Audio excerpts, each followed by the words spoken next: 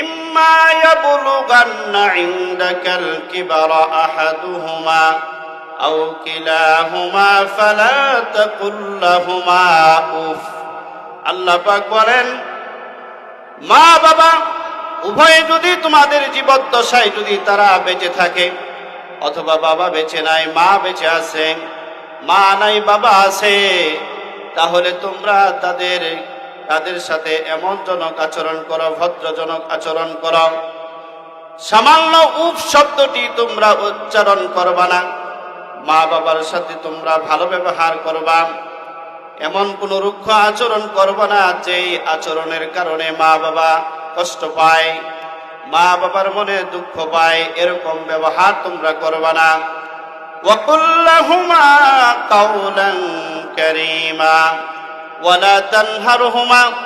আল্লাহ পাক আরো বলেন, মা বাবাকে কখনো ধমক দিয়ে কথা বলা যাবে না। কি দিয়ে কথা বলা যাবে না জোরে বলেন না একটু। ধমকের সুরে কথা বলে কি বলে না? আল্লাহ পাক বলেছেন, ওয়ালা তানহারহুমা ওয়াকুল লাহুমা কাওলান কারীমা।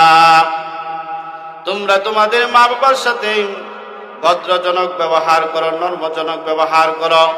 ওয়াহফিজ লাহুমা জানাহাজ যুল্লি মিনার রাহমা।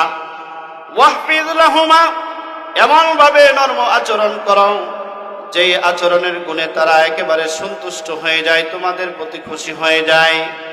জানাহুন শব্দের অর্থ মুফাসসিরিনে কেরামগণ বলেন, যেমন ভাবে একটা মুরগি তার বাচ্চাকে যেমন ভাবে তার পাখাটা মেলাইয়া দিয়ে যেমন ভাবে শীতের সময় অথবা অন্যান্য সময় যেভাবে আরাম করে বাচ্চাদেরকে ঢেকে নেয়, ওই রকম ভাবে তুমি লোক দেখানোর জন্য তোমার মা বাবার প্রতি রহম করবা না। লোক দেখানোর জন্য তোমার মা বাবাকে তুমি খেদমত করবা না।